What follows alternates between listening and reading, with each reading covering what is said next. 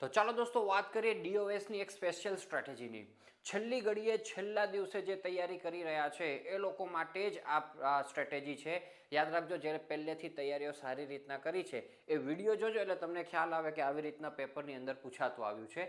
અને આ વસ્તુ છે દોસ્તો, ડીઓએસની અંદર આરસીસીના સ્ટેપ્સ રિવિઝનનું કામકાજ આજે બપોરે 3 વાગે દોસ્તો યુટ્યુબની અંદર લાઈવ સ્ટ્રીમ કરી અને આપણે કરવાના છીએ. એ વસ્તુ ધ્યાન રાખજો ને. એની અંદર આપણે છે આ બધા ચેપ્ટર જો સિંગલી આરસી બીમ છે, એમાં કેટલા ટાઈપના ન્યુમેરિકલ્સ, પછી એ બધા ટાઈપના ન્યુમેરિકલ્સના સ્ટેપ્સનું રિવિઝન ને બધું આપણે કરીશું, બરાબર. તો એ 3 વાગે આપણે કરવાના છીએ. આજે દોસ્તો હમણાં તમને સ્ટ્રેટેજી આપું તો ન્યુમેરિકલ્સ માટેની વાત કરું છું. થિયરી તો આઈએમપી આપેલી છે, બધી તૈયારી કરવાની છે. હવે ન્યુમેરિકલ્સમાં આરસીસીની વાત કરીએ અને સ્ટીલની વાત કરીએ તો અત્યાર સુધી જે પેપરો આપણા લેવાયા છે 2 પેપર, એની અંદર કેવી રીતના સેટ થયેલા છે ન્યુમેરિકલ્સ એ તમને જણાવું. સિંગલી આરસીના ન્યુમેરિકલ્સ દોસ્તો કમ્પલસરી હશે એટલે કરવાના જ છે.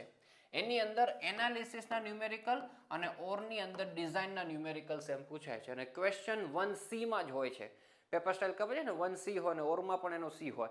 તો એની અંદર એનાલિસિસ અને ડિઝાઇન ઓરમાં પૂછે છે. દર વખતે આ જ પૂછાયું છે.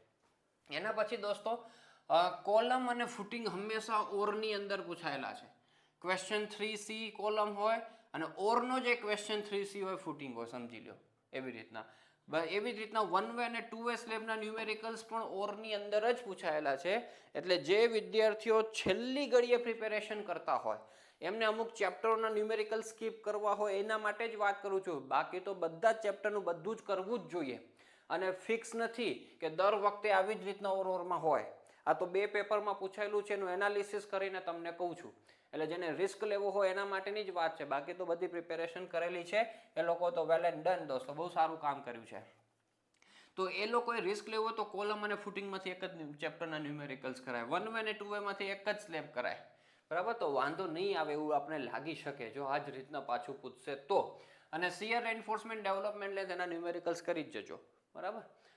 આની અંદર આપણે વાત કરીએ દોસ્તો તો બોલ્ટેડ અને વેલ્ડેડની અંદર બોલ્ટ અને વેલ્ડના ન્યુમેરિકલ્સ ઓરની અંદર હોય છે.